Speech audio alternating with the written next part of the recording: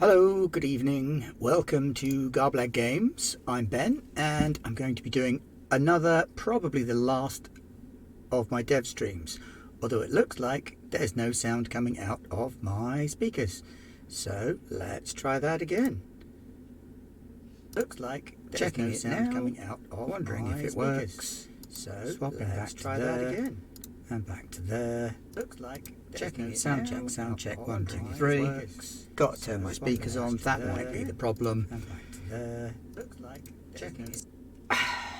Man's an idiot. Didn't turn his own speakers on. Going, oh, can't hear anything. That'd be why. Anyway, now I have got my speakers switched on and I do know what's going on. Welcome to Garblag Games. Don't I feel special? Big thanks to Narrad Execa for the excellent art on the holding screen that we had up for 5 or 6 minutes there. So if you saw a little bit of that, some top quality work there from one of our Garblagian artistes, and thanks for letting me use it, most appreciated. So today, last little bit of prep for Traveller, the Traveller game that I'm going to be starting on Friday. It's starting to take shape. We've got a little bit of a name. We're calling it RenSpace, and it's called RenSpace after the advanced alien species that formerly lived there until the humans kicked their asses out of the solar system after the Wren decided that deleting our history was a good idea. So what we did last week was we started looking at some of the planetary profiles for some of the worlds, the sort of things that would be available in character to the players when they were looking, and we looked at first at focusing on the big polities. So there's nothing on the minor worlds, but most of the big polities have got stuff going on, which went really well right up until we got to the last sort of half a dozen or so, and we got to the world of Spiridula in the Higginos administration. And when we got there, everything collapsed on me and went to crap. See, there's Chrysanthe, also in the Higginos administration. That worked fine. And they've adopted elements of the Simtusi culture, which is the space pangolins that people love so much, from whom the humans accidentally destroyed their world and feel quite bad about it. So Spiridula was the world we'd gotten up to. Sections are noted there. You can see I've put the map in today as well. So if you want to take a look on the map, Spiridula is in G4. So 1, 2, 3, 4. Here it is on a fairly major trading route right next to the Great Barrier. Not Spirogyra, no. Spiridula. And we've established that it's smaller than Earth, about half the size, has a thin breathable atmosphere, tropical with an equatorial archipelago where most of the people live, has a big old population of 45 million living around the outside edge of the world where the atmosphere is more concentrated. Government is a civil service bureaucracy, very stringent law, good starport with a Traveller's Aid Society and a Scout outpost, high-tech level, rich tourist world with fluid water. So it's oxygen rich, but the atmosphere does contain helium, which is one of the things that draws travellers there, because who doesn't want to be able to sound like a Smurf when they go on holiday? So you can go on holiday to Spiridula, and the squeaky voice will go like that really quickly because of all the helium in the atmosphere, which isn't so bad around the equator, but you can go on boat trips away from the equator and enjoy a laugh at your own expense. They export luxury goods, lifestyle ideals and tourism, and they trade for foods, luxuries and building materials, because obviously as a world they've not got a lot going on. Very little land, mostly water based. Their food is going to be mainly luxury items for tourists, seafood, fish and kelp for locals. So they're probably also exporting seafood. No particularly special customs, so we're going to give them a guesting custom. They like and honour visitors who are respectful. So it's not a holiday location for booze cruises and lads' night outs, but much more acceptable for people going on vacation to relax, chill out, enjoy the sea, that kind of thing. A few nightclubs, lots of big long sunny beaches. Okay, next up we've got another one of the world's... Oh crikey, I just realised I haven't copied the planetary profile, that pro forma. So let's do that.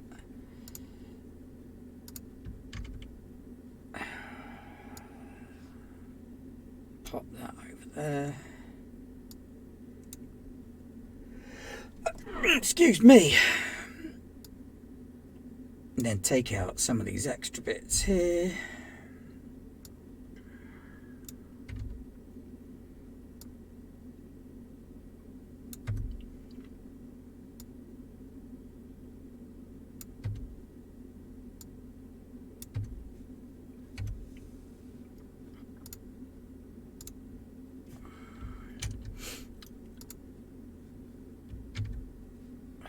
No, that's not what I wanted to do. Make that go away.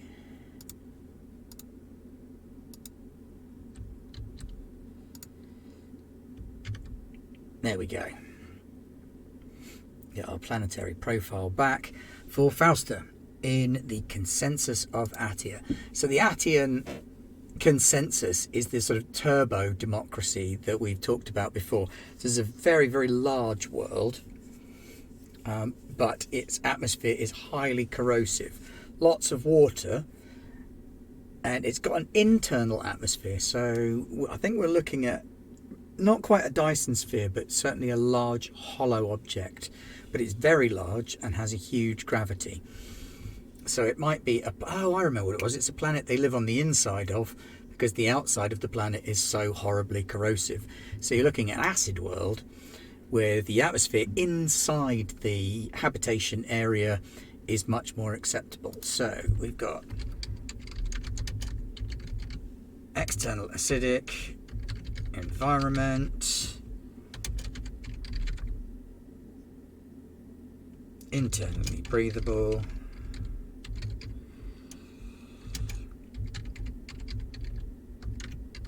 subterranean living. So we're living indoors, under the ground, away from the sun. It's a high-tech industrial automated world, so machinery, technology,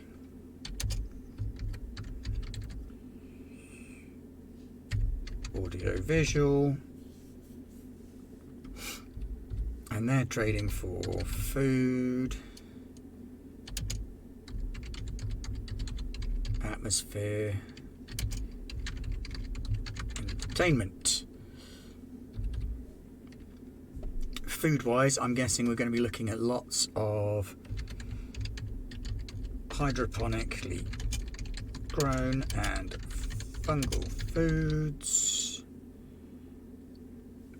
So you've got your fungal hyphae proteins and things like that, shaped and textured into pretend real food. Now they are a progressive world.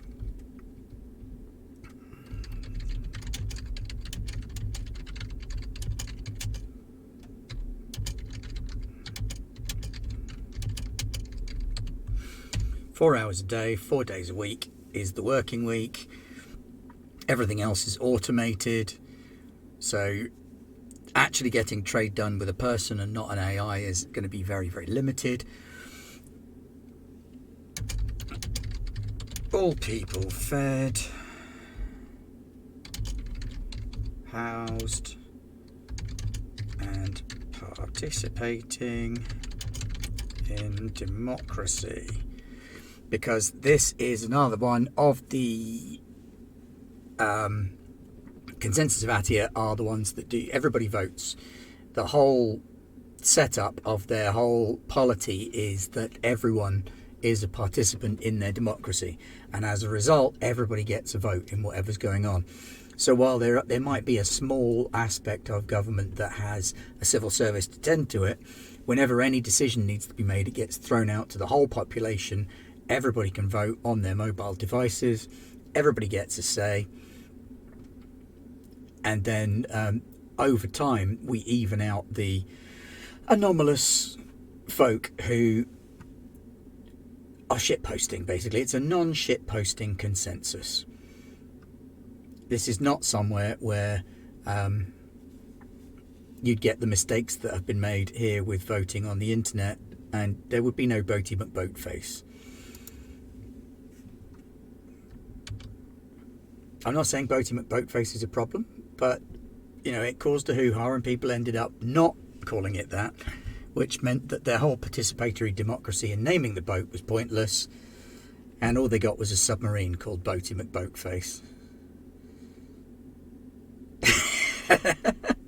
I don't think they would send you to prison, Veronique, because I think that you could be, once you've got good enough algorithms and a tech level of 12, you can probably tell when someone is shitposting for entertainment value and somebody's shitposting because they're a horrible right-wing antagonist who's trying to screw up your voting system.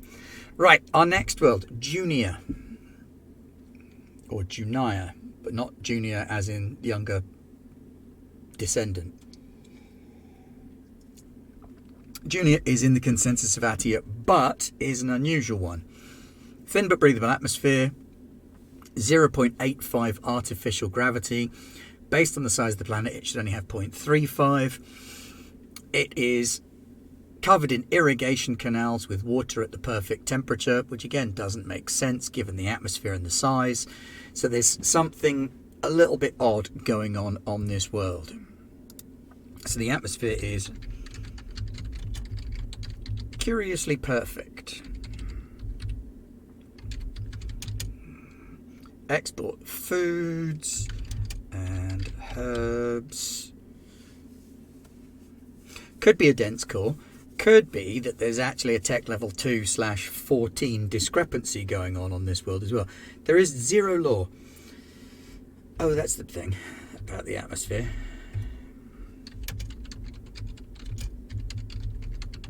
Mildly sedative atmosphere.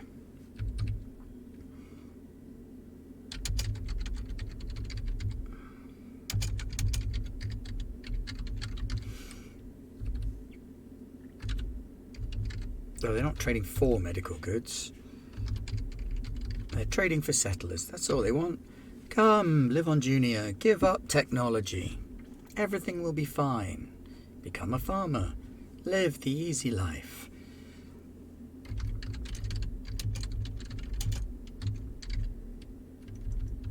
Simple farming. Simple farming. Simple farming fare.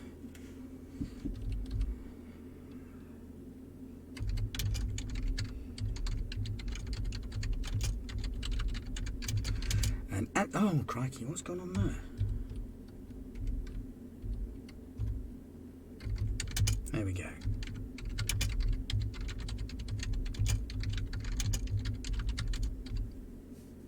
Again with the missing the R in farming. So they're an anti-technology farming commune living a pre-technological lifestyle. And their participatory democracy still kind of works because they can all just turn up and vote. But they're not going to do it on devices. They will literally ruck up in the town square and have a good old chinwag and decide what's going to be going on. Space Amish, if you like. Okay. Ooh. Capital of the Hygienos administration. Higginoe. Now, what we got going on here? Size 4 with an unexplained level of 1 gravity. Atmosphere is slightly tainted with CO2.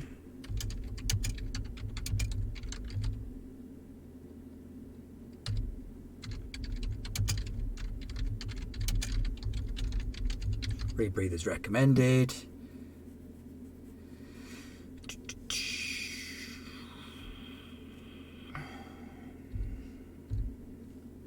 What do they export?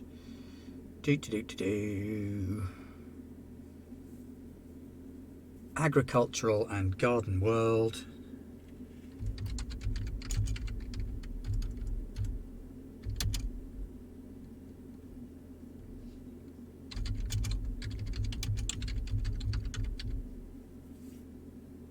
Thank you, boys. Plants for food, medicine, and beauty. Beautiful flowers. And the CO2 rich atmosphere means the plants can grow that much better. Trading for technology for the most part. Food. It's not human standard because they're an architectural, agricultural and garden world.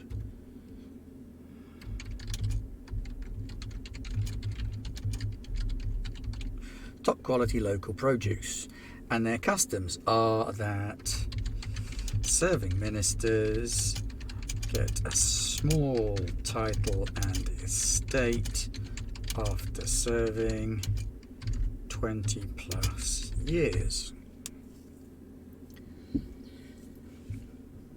So it's a retirement place for the ministers of the Hygienos administration. It's also the capital of the world, with so many ministers based there.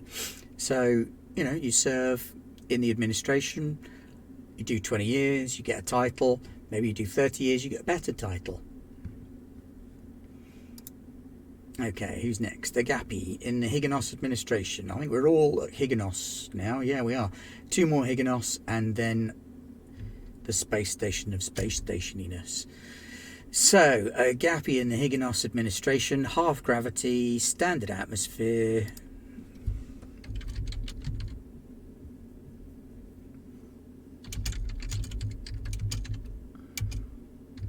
Normal atmosphere, low G world. Exports, crops,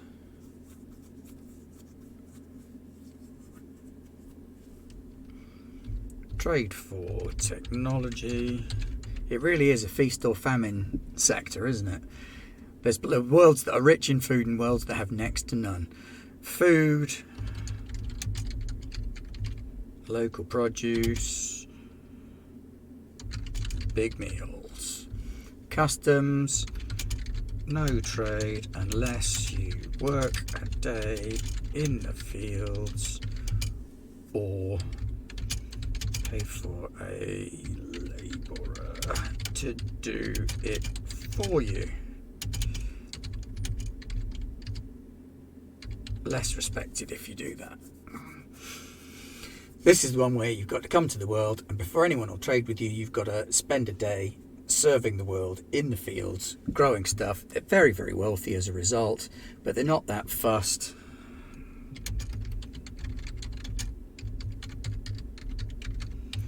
about outsiders. They can do without them. So they're slightly xenophobic, not rabidly so. They will only respect you if you show that you are prepared to live their life, as it were. And yes, the resource differences do make for very fertile ground for conflict. Some of these empires are significantly more fertile than others. A few of them have like a single garden planet, which is supporting 5 or 6 industrial worlds. And some of them have got 5 or 6 garden planets and only 1 industrial world. So it does sort of set up a real differential in power levels between people, which is good because we want there to be triggers for conflict that are other than purely philosophical. We don't want the bad guys to be bad guys because they're bad. We want the bad guys to be bad but have an agenda, and they're not actually all that bad because they're driven by a different set of criteria. So the atmosphere on Defini in the Higgins administration is standard atmosphere. What we're going to put in the upper atmosphere, nothing terribly special. We've got nitrogen in our atmosphere. We need something equally inert.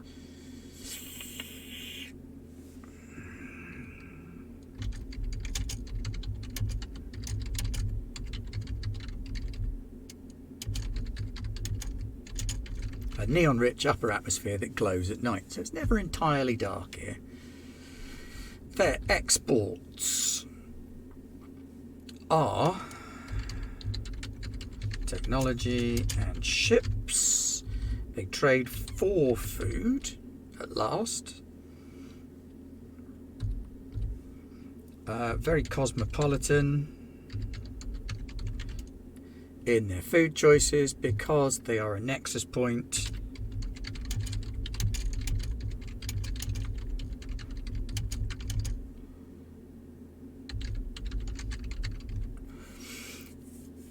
Nexus point for lots of cultures and communities, and wealthy enough to afford it. Oh yeah, massive cities.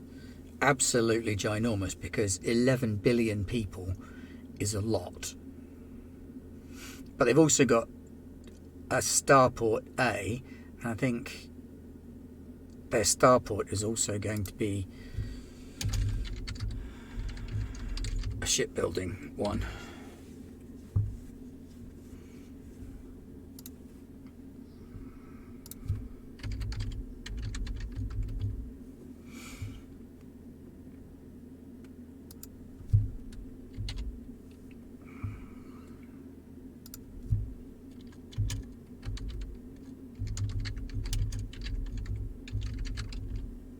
Massive mega cities. There we go. Right. Now that's all of the polities sorted out.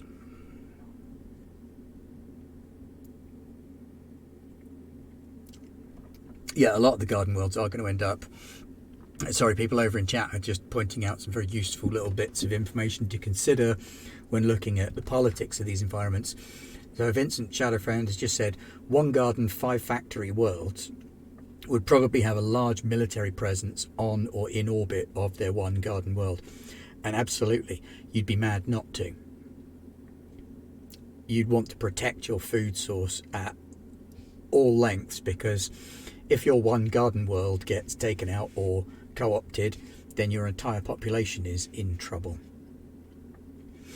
Okay, so there are a bunch of smaller independent worlds which are going to be some human, but also some of the other starfaring species that could be found here on some of these independent worlds. But the one I want to focus on first is our,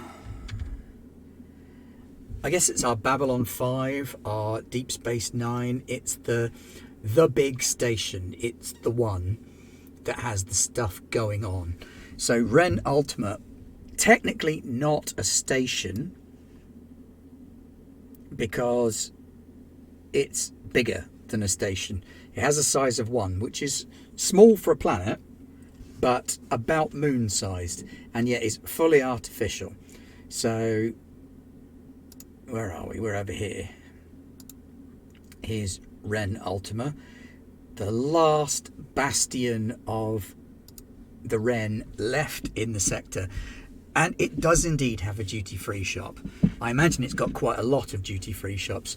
So it's going to be a very, very interesting place to visit. It's quite out of the way. But what we're looking at is a 1 gravity mega station with a standard atmosphere and a full emergency bubble. So using fields to expand the atmosphere outside of the station. So technically you can go outside of the station. It would be cold out there, but you would still be able to breathe.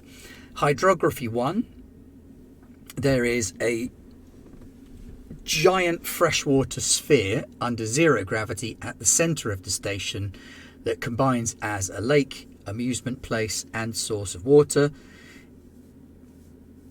It's got a big old population, given that it's just a space station, of 145,000 people, so almost city-sized, and that's going to be a population of people from all different polities. It doesn't have a government. Fully automated computer AI as an oligarch, but the fully automated computer AI is more advanced than most of the polities, or than any of the polities that exist. Tech level 11, 12 is about as high as many of them can go.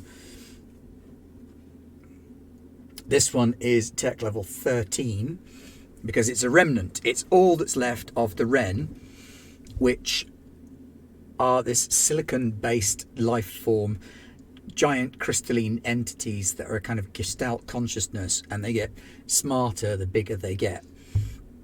Fortunately, all the ones that are left are on Ren Ultima, and they're not big enough to achieve the super intelligence of the rest of them who left the system. So the atmosphere is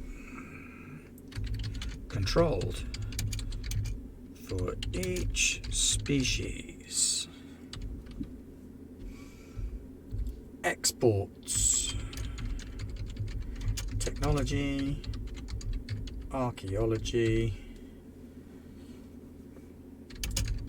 research, trade, anything and everything, food,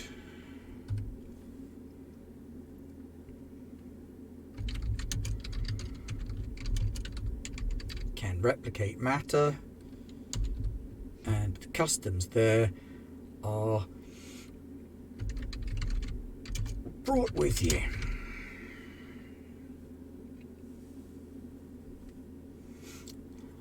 About the population of your hometown, Vincent, but it's about the population of my entire county.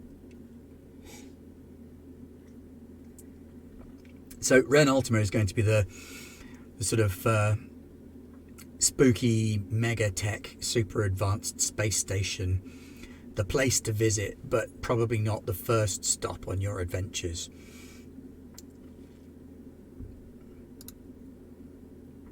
All right, now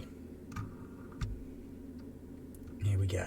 Now we've got our primary one. We've got 1, 2, 3, 4,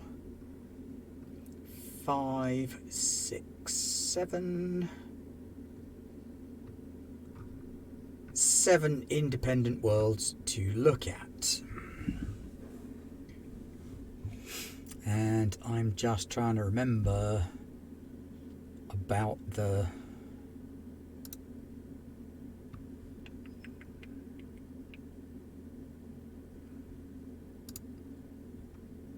what am I trying to remember about? I'm trying to remember about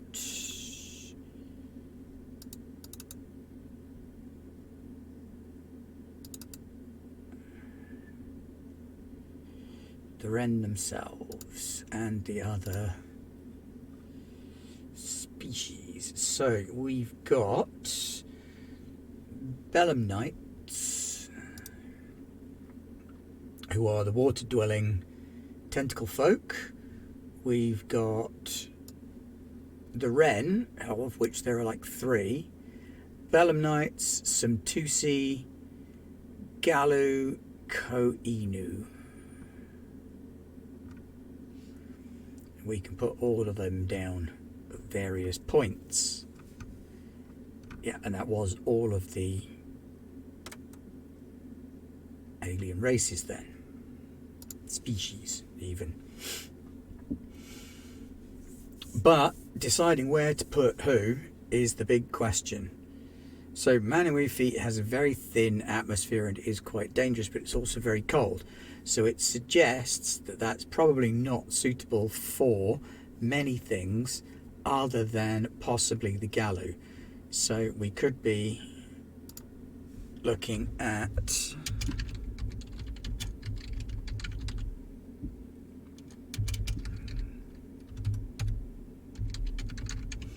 Galu presence warning.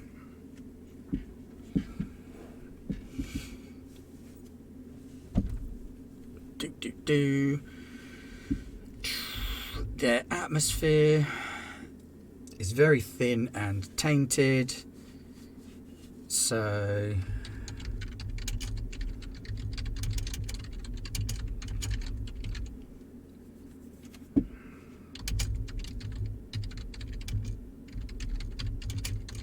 atmosphere boiled off for the most part, left with a very, very cold, very thin, icy world, small seas and oceans dotted here, there and everywhere, non-agricultural poor world, so they're exporting metals because that's pretty much all that's left. There's very little biologics left on world.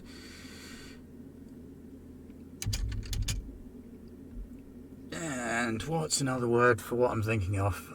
Things you dig up out of the ground, not ores. Stuff like coal. I'm going to call them ground resources until the word comes back to me. What are they trading for? They're trading for food, scientists, medicine. What are they eating? Whatever they can get their hands on. Minerals, that's the one I was looking for. Thanks, Onamichi. Ground resources.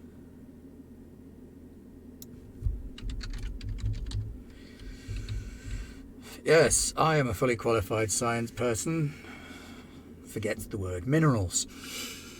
Food they're eating on this icy world is going to be hydroponics, fungal, sparse. Customs there.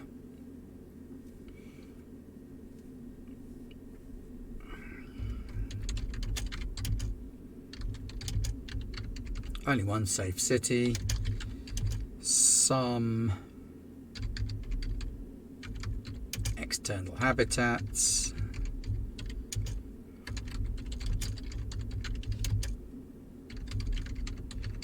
Galley presence identified. There we go. So that's some gallo down.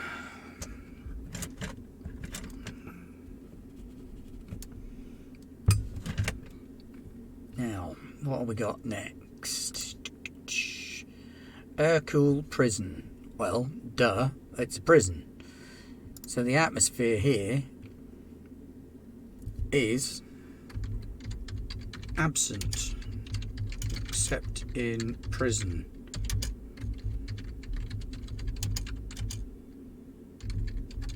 And can be controlled by wardens. So if they're feeling particularly arsehole-ish, they can reduce the amount of atmosphere available. 1g artificial gravity inside the prison, 0.15g outside of it. Exports, nothing. Trade in prisoners for. Send you prisoners there, you give them stuff.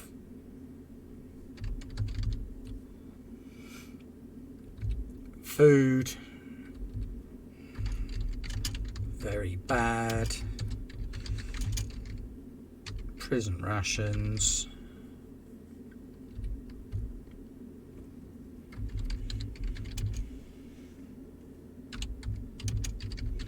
Sector Max prison. This is the one where you send everybody that you can't keep in prisons on any other world. This is the sort of place that oh, what's his name? Ice Scrape guy. Riddick. Riddick would break out of here. No one else could.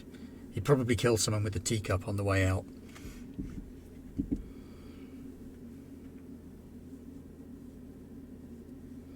In the same system as Manuifi.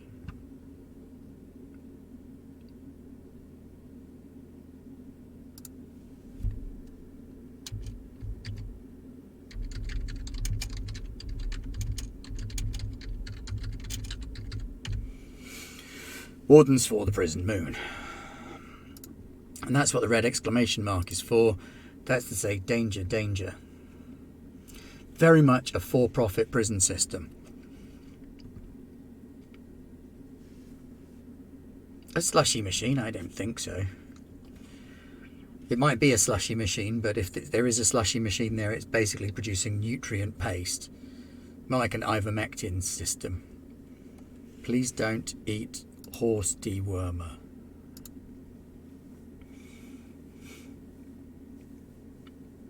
Sintaiki has a population of 12. So, not a great deal to worry about there. Atmosphere is in habitat and ruins only. Exports, archaeological finds, trade for everything.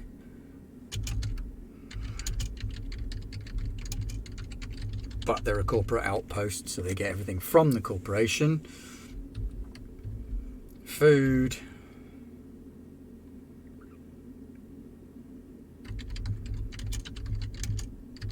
Ready meals provided by corporation. Customs.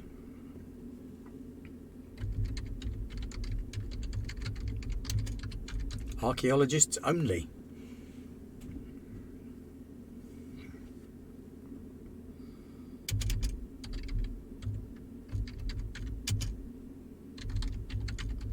Especially those with a pre-Ren fascination. So they've got a dig there that they think is a pre-Ren civilization.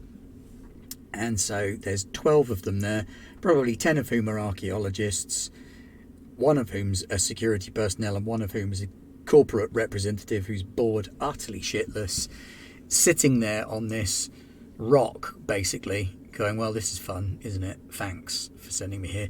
It's you screwed up, now you get to babysit the archaeologists posting. Who's next? Alec. Oh ho. We've got balkanized government.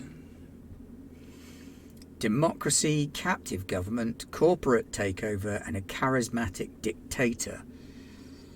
So...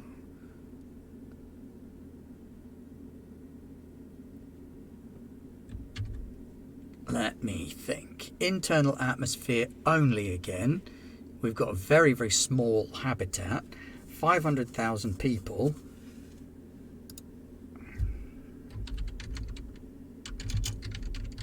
Mining outpost.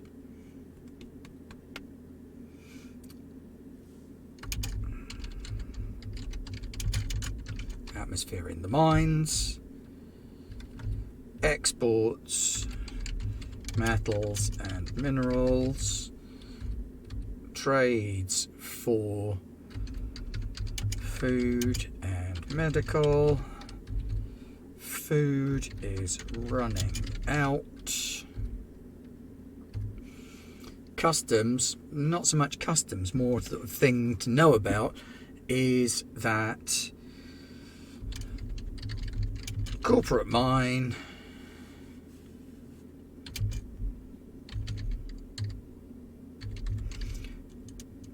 corporate admin are prisoners. No, they're not. Corporate local government are prisoners. Corporate troops fighting rebel miners. It's a mess, an absolute shit show on Elec. Don't go there. There's a war on in the mines.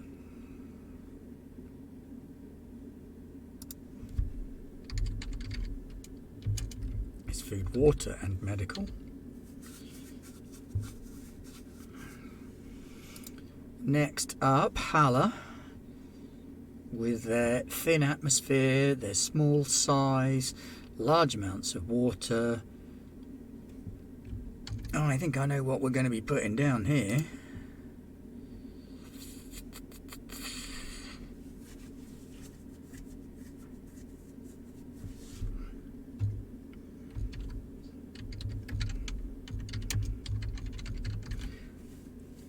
Ko-Inu sighting.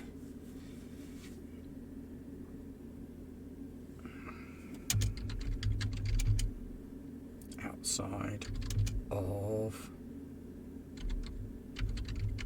habitation. Atmosphere there, thin tainted atmosphere.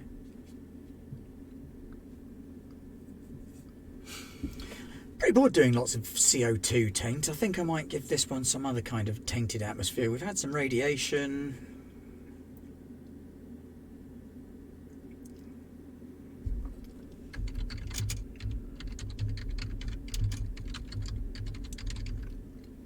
High chlorine atmosphere, I think, for this one. So you don't want to breathe it because it turns the water in your lungs into hydrochloric acid. And that's bad. What do they export? Art. Rare plants that can survive the chlorinated atmosphere.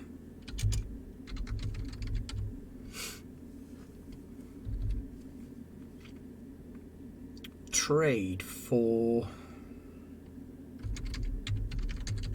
technology. I've got a fungal spores one, McNeil. There is a world that has fungal spores up the wazoo, so to speak. That's the one where they yeet you into space towards the sun if you've lived there for 50 years because you're so unbelievably riddled with fungal spores that you're no longer safe to have in habitations. So people try and leave while they're young so they don't get yeeted into space. But a lot of ships won't take people from that world because they've got horrible parasitic fungal spores in their lungs. So they're trading for technology. Where are we going? Food. Food.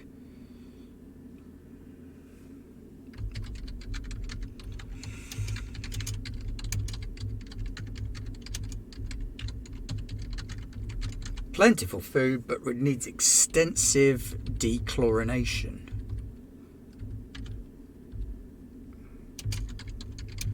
Before eating.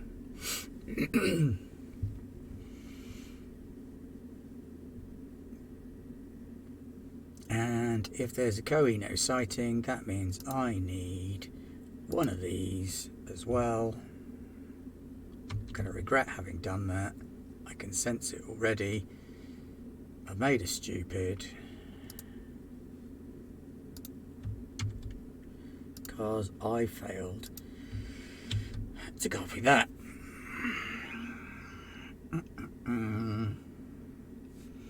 That's the Ko-Inu.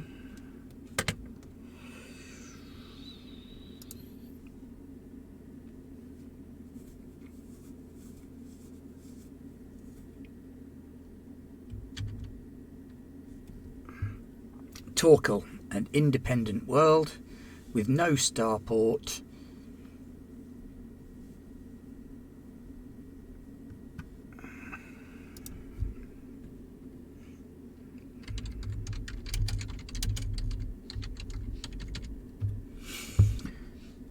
And I've got to take all these atmospheric bits out again.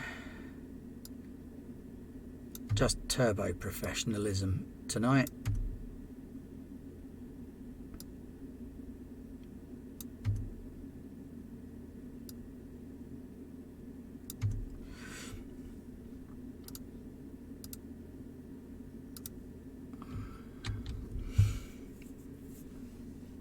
So, what have we got? D8, 0 atmosphere, atmosphere internal only, very, very tiny.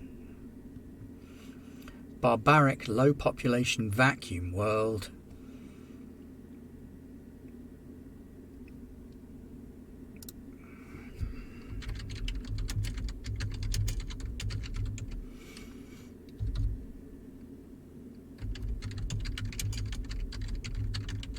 Violent entertainment is their export. I think what we've got is barbarian groups inside this. Yeah, that's what you would think. If you look at that, you go, how would a civil service bureaucracy work with a barbaric population? Well, what you've got is you've got a barbaric population that's being managed by a sort of civil service bureaucracy along the lines of, I'm going to change that from civil service to corporate, actually. corporate bureaucracy, trade for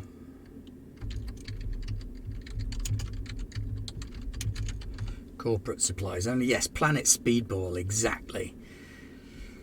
Food,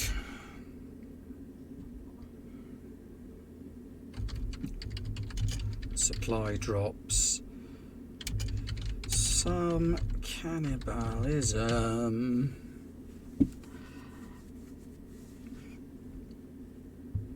I'm going to up that to 187 as well.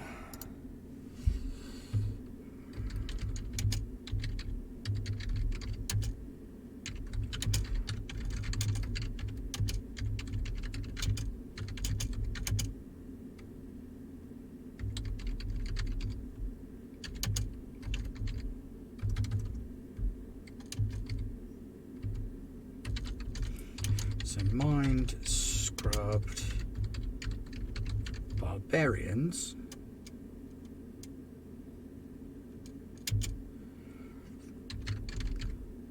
Fight over resources for unknowingly for entertainment. So, if your criminals are bad enough that maybe you don't want to ship them to that prison world, but you do want to ship them somewhere, you can always just mind scrub them, dump them in Torkel, and let them fight for the entertainment of some of the less savoury people in the world. So there's probably gambling that goes on there. It's probably quite a bit shady. Let's drop the law level to 4.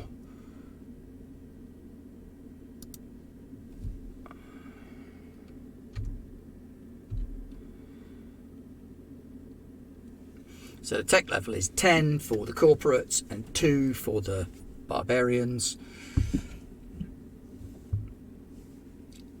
So you've got a mixture of Hunger Games, Speedball, Jugger, all of that all going on at once inside there.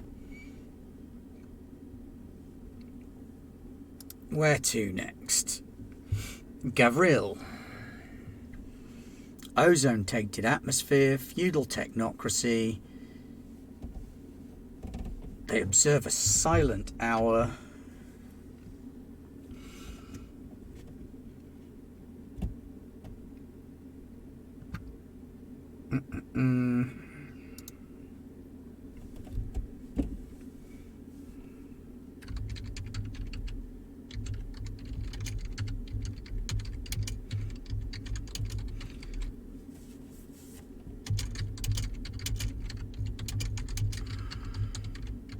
An artificially thickened ozone layer is now too thick and poisonous, because ozone, great in the upper atmosphere, absolutely ponk to have around you, because it's absolutely riddled with free radicals which will rip apart molecules in your body.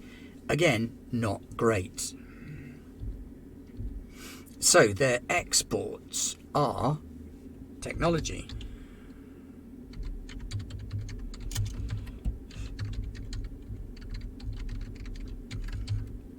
Particularly microcircuitry and plants. They're trading for minerals and atmosphere.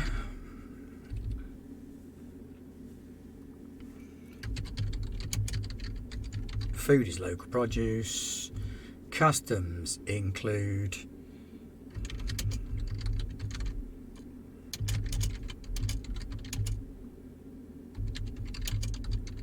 no speaking in the hour after dark.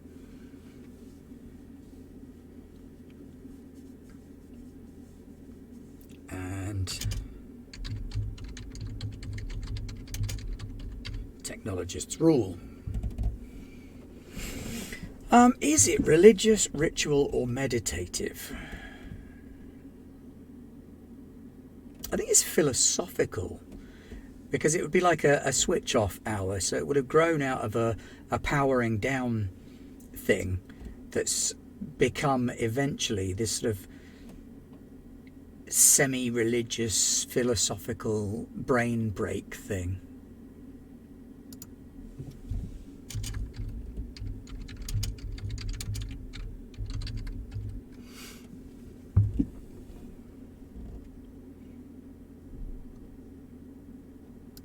Need a water world. Gotta put some belemnites somewhere. What we got? We got the Angaru. Yeah, literally, it's a power save thing, and they made it into a whole thing, and everybody has to observe it now. So it's a combination of like the siesta tradition and power saving for your computers.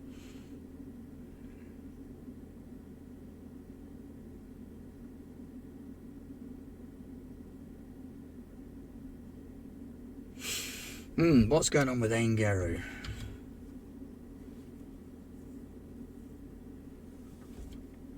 Atmosphere is internal only.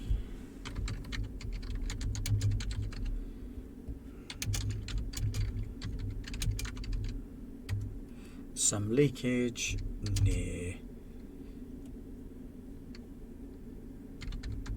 habitat. Exports none. Trade limited due to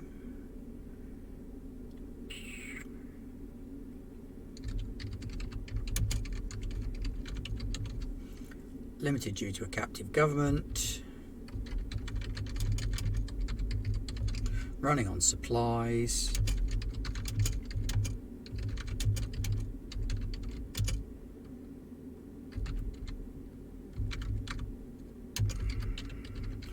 and hoping to link up with the Yunnan Empire.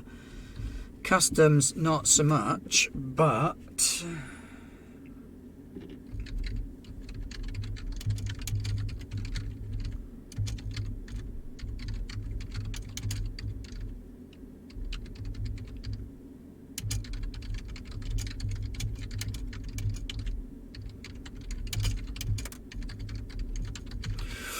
religious and politically conservative extremists recently rose up and captured the government. So the government of Angaru have been taken hostage. Not that there's much government with a population of only 36,000, so this is potentially a trouble hotspot for players to watch out for, interact with, do something to change. And that's it. That's all of them. We need to put some belemnites somewhere. Need to find me a water world. Not wet enough. Not wet enough. Definitely not wet enough. Nope. Nope. Nope. Oh, here we go. Mind you, 500 billion people. I don't think the belemnites are going to stand much of a chance there, although it is a water world.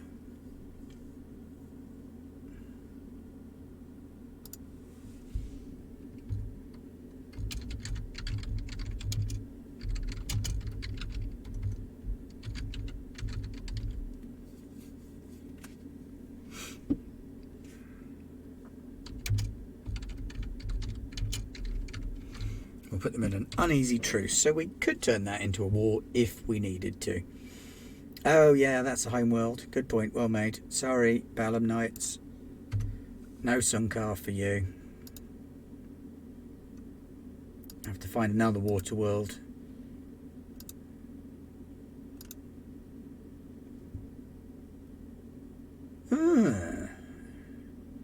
If I take the Ko Inu off of Hala, I could put belemnites there instead.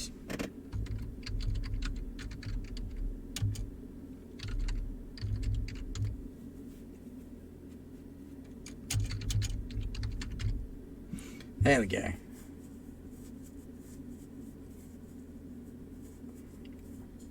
Now, was it 500 billion on Sunkar? I need to get my numbers straight. That's million. Yep, that's 500 billion people. That's a lot of people. I think we might have to drop that population, to be honest. So we'll change the population down to an A. Oh, crikey, we've lost the whole world. And then, yeah, you'd be surprised what a planet can support. I mean, people like to think that our planet can't support 8 billion, but it absolutely can. It's just that the resources aren't distributed properly. So, checking my handy dandy traveller book, population rating A means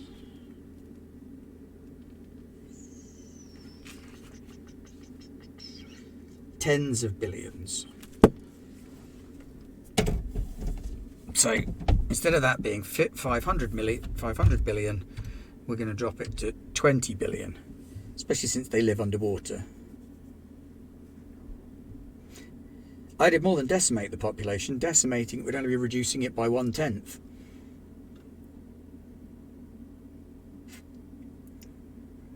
Which went from 500 billion to 20 billion. But them's the breaks. Now I need to find somewhere to put my Koinu.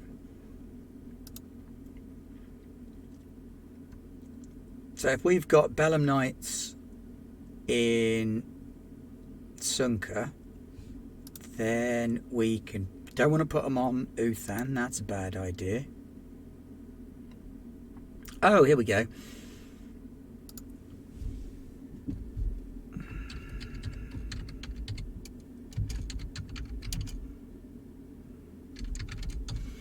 Koinu hive found. There we go.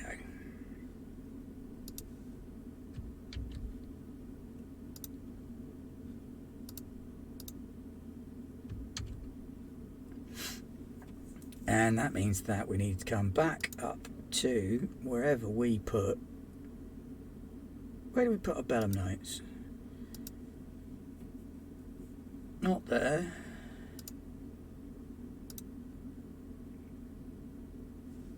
Not in Sunka.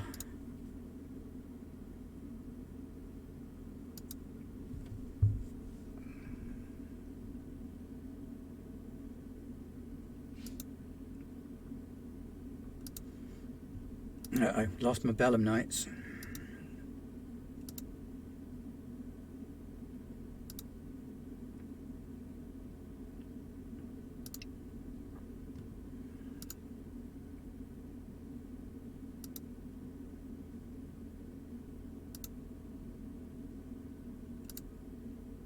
Ah, there we are. There's the Belemnites. They're in the Independence. So we've got Belemnites in the Independence. We've got Koinu in the Commonwealth. We've got some Tusi in the Higanos. So just some Gallo. We've got one Gallo outpost. We can maybe throw in another one or two.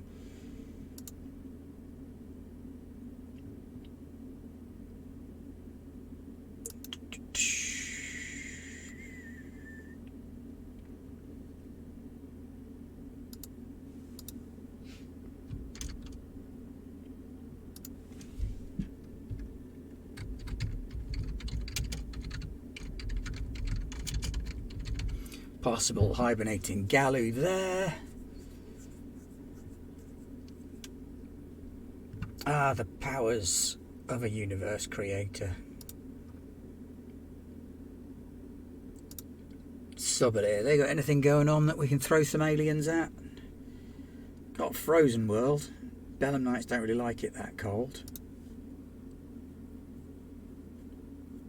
Ooh, machine cult. Lots of water, dense tainted atmosphere. Belemnites don't care about the atmosphere. But no, I think we'll limit them to the number of worlds that they're on. So we've got Ren on the station, Belemnites in one of the oceans, some 2C in Hyginos, Gallo and Koinu. So we've planted our various aliens at various points through space. Excellent. So that's the gazetteer all taken care of. I will be able to make that available to my players for their edification, entertainment and delight as and when. So they can take a look at that now. Let me close that then.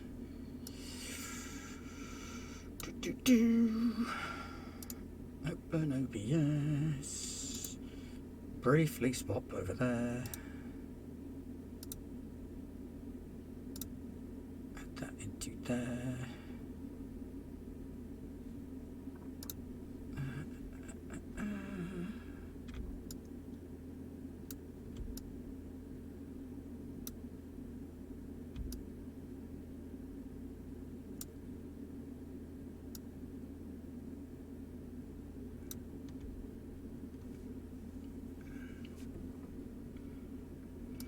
Lock that back on there, transition that back to there, and there we go. We've gone back to our main document now.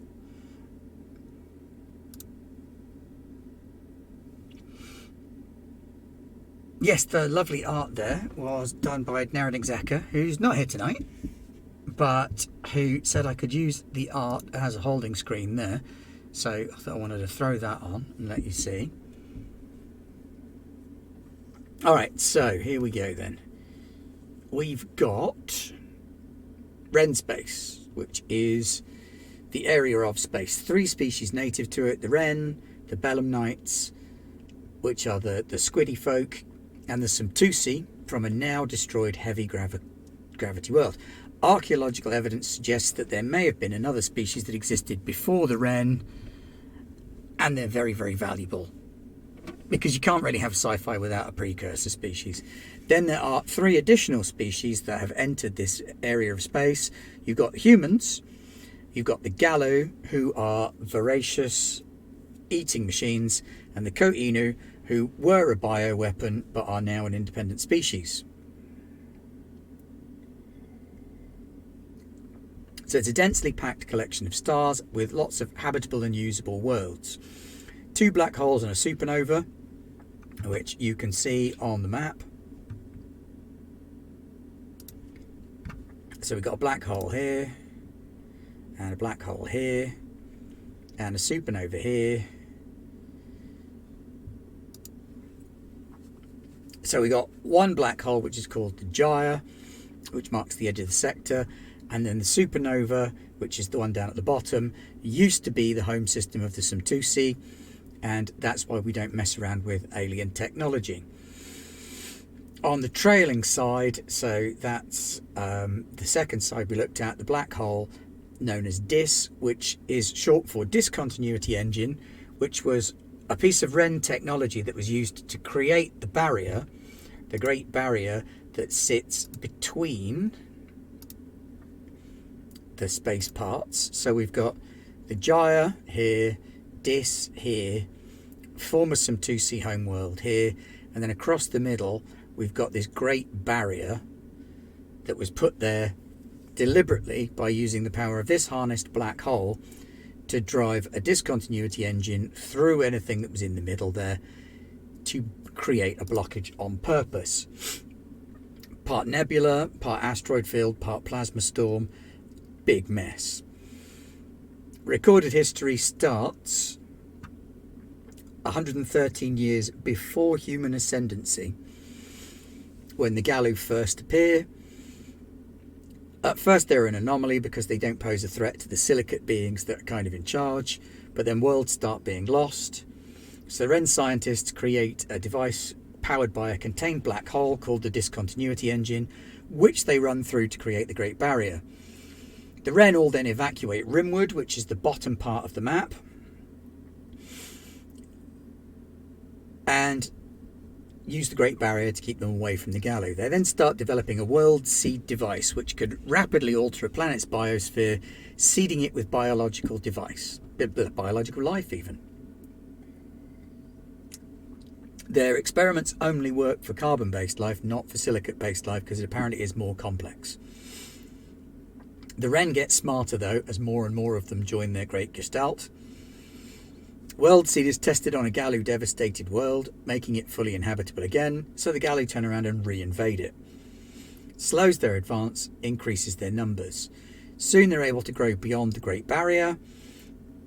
The Wren take inspiration from another world that supports biological life, and they engineer an endoparasitic life form to use as a bioweapon against them. They then deploy the Ko-Inu beyond the Great Barrier against the Gallo. Their lifestyle is initially designed to rely on depositing embryos into Gallo hosts, who are then killed as the embryos mature, delivering more Ko-Inu directly into Gallo collectives. Unforeseen mutations caused by Gallo DNA and world seed technology leads to a number of Ko-Inu hives disappearing into space and ignoring some of their bioprogrammed imperatives. They're then subsequently found on planets where they weren't seeded, demonstrating heightened levels of intelligence and abilities that were not originally programmed for them. Whoops. 41 years before human ascendancy, a flotilla or fleet of heavily battered colony ships containing millions of frozen human embryos and cryosleep stored adults are discovered on the rimward edge of space. That's the that side, I think. Yeah, that side. The human colony ships are towed to the Wren homeworld while the Wren explore their databanks. Exploring their databanks, they're horrified at how violent and destructive the humans are, and then they start to argue about whether to yeet them into a star or not. Instead, they decide that the humans pose a solution to the Gallo and that they want to give them direction and purpose, so they delete all of human history, meaning that the survivors have no choice other than to rely on them, because the humans that they bring out of cryosleep are confused and only have scattered, sketchy memories of when they went into the deep freeze. So the Wrens separate the human colony ships, revive their crews, and start growing them to maturity. They're very grateful to the Wren initially, and the first generation of new humans are taught to revere them as higher life forms. By 17 BHA, the Wren have grown a human army, outfitted it, given it ships, and sent them off to fight the Gallo.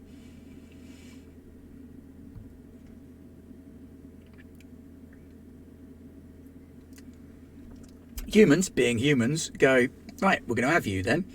And they go to war against the Gallo. Millions of humans against billions of Gallo. Humans gain the upper hand in a few years, drive them corewards, set up outposts and patrols. And then a bunch of Wren social scientists come turn around and go, yeah, actually, we deleted your history. And the humans are like, well, that's a bit shit. Why would you do that? And turn around on the Wren, demanding reparations. The Wren, being fragile, super intelligent entities, cheese it. Congregate on their homeworld, destroy the world, flee the sector, leaving behind the idiots that told the humans on the station called Wren Ultima. At that point, human history restarts. Year 1 of the human ascendancy. Humans bond with shared origin planets and gene lines and quickly begin carving out territories for themselves. In the year 7 HA, they accidentally destroy the Some-2C home system while posturing with an experimental Wren device. They create a supernova by accident.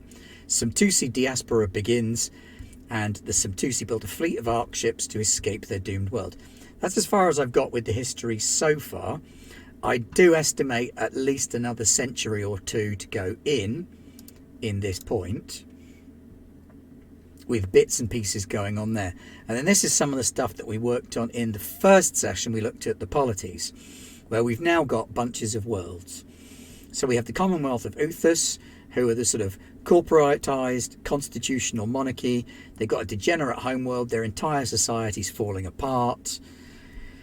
Corporations are keeping them going, but their homeworld is basically just a drug-fueled orgy for the entire planet.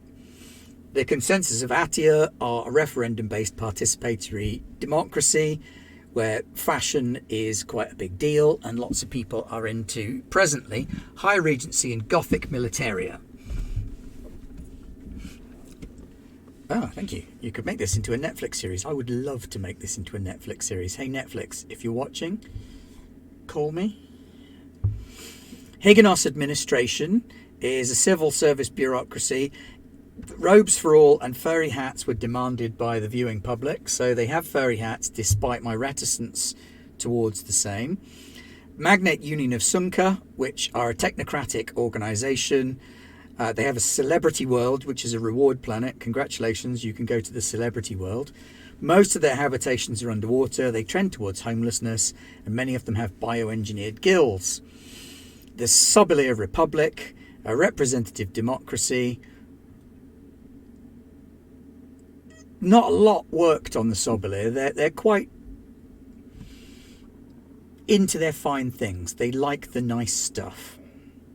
The Yan'an Empire, who originally looked like they might have been the good guys of the piece, but very quickly came out as not at all such, because they're a hereditary oligarchy. They're sexist, xenophobic, horrible prudes. They like to cover their entire bodies, and they're at war as well. Then we've got the independent worlds and the alien species. So the Belemnites are dodecapedal, squid-like entities that can read magnetic fields, communicate through colour shifting, are outrageously xenophobic, have a single bone plate under their brain, but otherwise are cartilaginous and muscle-based. They are capable of regenerating lost limbs and sit at a tech level of about 10. The Galu are an adversarial species. They come to a planet in shitty spacecraft that barely fly, kind of crash on it, destroy the world, scrape together resources and go to the next one. They're an apex predator. They're always hungry. They're hyper competitive. They're covered in teeth and claw and spines. In fact, even their skin is made of denticles, which are micro teeth, the kind of skin that you find on sharks. They have a night vision and sit at tech level 9 when it comes to space travel, but tend not to use much technology. They tend to co-opt such technology as they can, or just strap a big engine to a box and fly it in a direction. They have got jump technology, more by accident rather than design. They've got it through having consumed it from other worlds. But they don't absorb technology, they just nick it. The Ko-Inu, who began as this sort of bioengineered race of endoparasitic insectoids, running off of a combination of stolen Ren tech and biomorphology. So they have absorbed some technology into their skin using the genes of the Galu and the World Seed. They've also co-opted some Ren technology, built it into themselves. They have space hives now. Most of the species are female. Females are capable of short-range flight. They're hexapedal with 4 walking limbs and 2 manipulators. One of the limbs has a big claw with spikes on, kind of like a big fighting crab. Their technology level is again 9, but is mostly biological rather than technological. Then there's the Ren, who are a founder species, silicate life form, heavily psychic, gestalt entity. They're very fragile, super intelligent, and evolved on an incredibly safe world. Their tech level is 16, but the ones that are still in known space are trapped at tech level 13 because it requires their gestalt intelligence to become any smarter than they are. And last but not least, there's some MgT2e, who are a pangolinic species. They're octopedal. They have 6 walking limbs and then 2 short front limbs that can either be used for walking or as manipulators. They deposit metal ores that they consume into their scales and skeletons, so they can boost the strength of their skeletons or their shells by absorbing metal. And depending on the metals that they absorb, it would also give them a slightly different appearance. So your worker, some MgT2e, would probably only get to eat common ores, whereas your Noblesome 2C would be chowing down on gold and platinum and would have these spectacularly fabulous coats of shiny metal.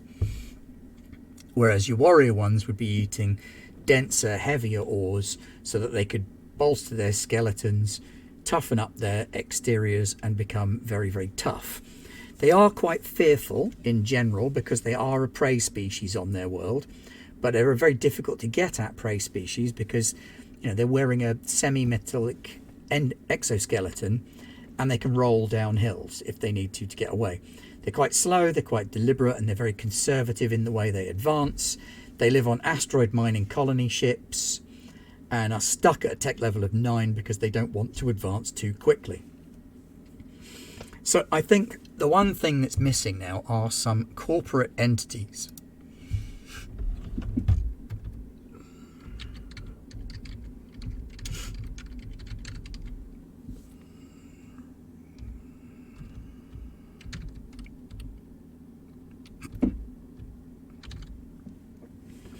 So I'm thinking corporate entities that you might expect to find in a space setting. Some kind of mercenaries. Some kind of banking. There is a banking world, but there needs to be like an opposition to that. Some form of gangsters. Maybe more than one. Any other ideas for what we could have as sort of space corporate entities?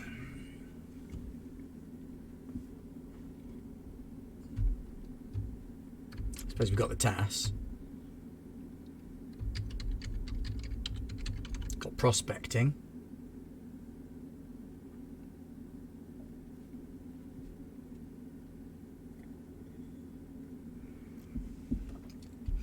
Come on, people, throw me some ideas.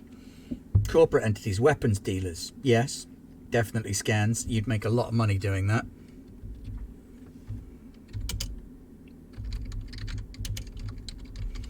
So one of our gangster groups can be weapons dealers. That certainly makes sense.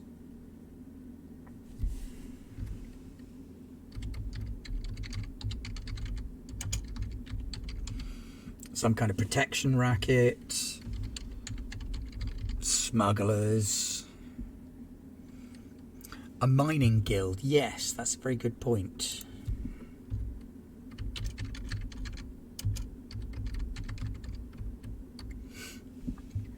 I put guild because they might be mostly guild, but they're also going to be heavily corporate.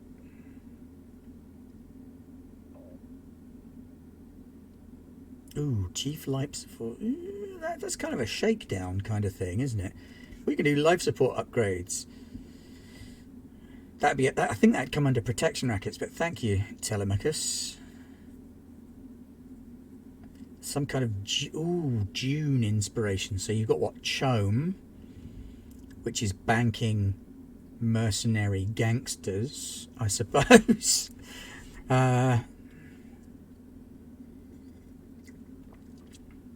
Spacing Guild doesn't entirely scan. Oh, a think tank. Nice. I like that. Think tank certainly works. I think we need drug dealing corporate entity as well. I wonder what else. Space Mafia. Oh yeah, that's our gangsters. Space Mafia. I'm seeing a think tank kind of like AIM in Marvel Universe.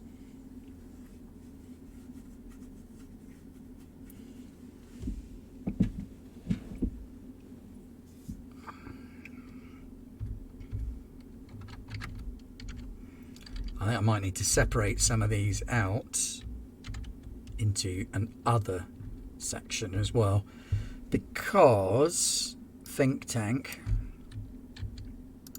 that's other, gangsters, That's other.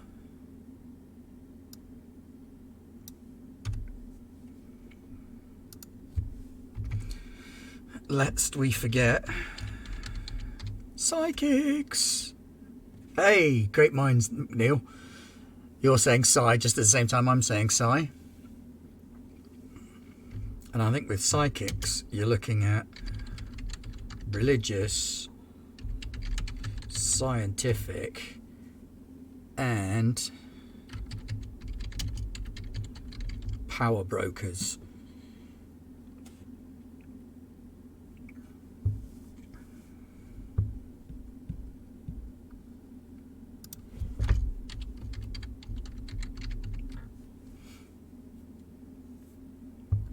Good point. We need to put gambling in with the gangsters.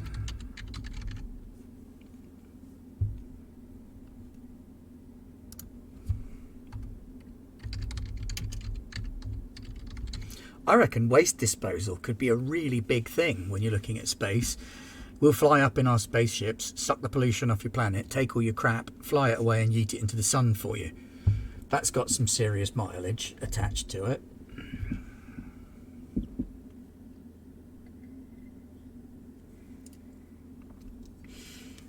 So there's a lot of new entities to consider there then.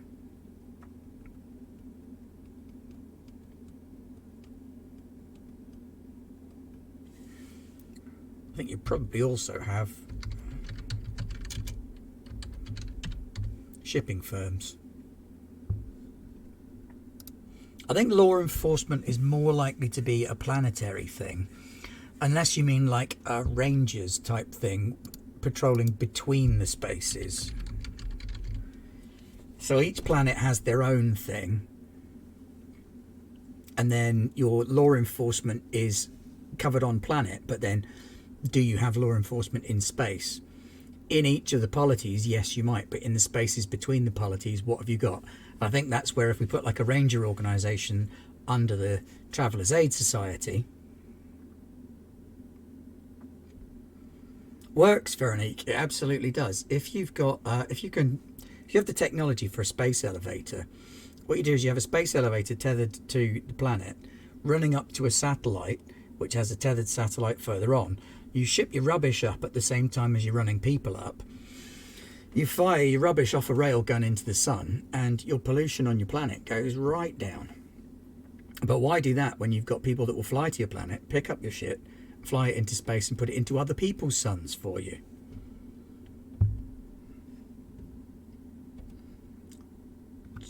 So we got a lot of things to think about there. We've got space criminals, we've got psychics, we've got our think tank.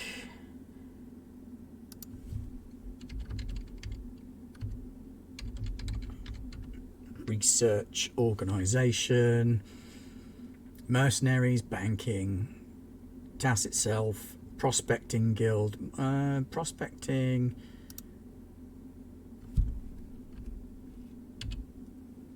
/ mining guild,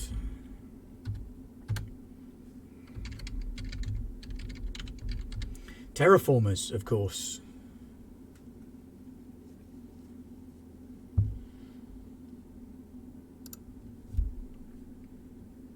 A small group who worship the original Ren, even with the deletion of human history. I wouldn't be surprised. I mean, the last 2 years have taught us anything.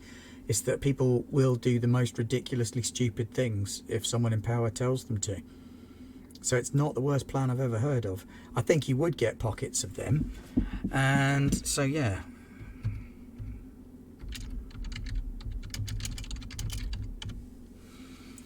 Church of the Wren.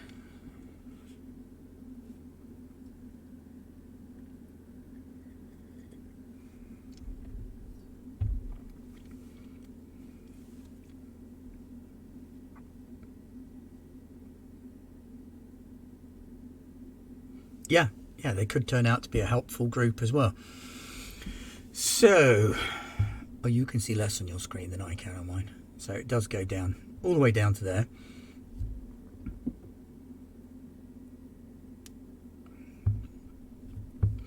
So that gives me some stuff to be thinking on in the next couple of days. So thank you very much for joining me this evening for a little bit of world building. Fairly short one, but I've just gone past it's Church of Stimpy 2. No Stimpy. Just gone past 75,000 groats, which should be enough for me to do a big old giveaway on Friday.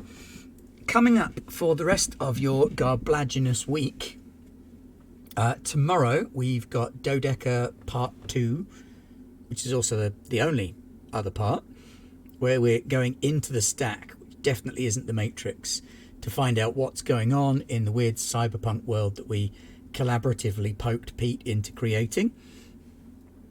There is also Masks of Nyarlathotep on Garblag North America.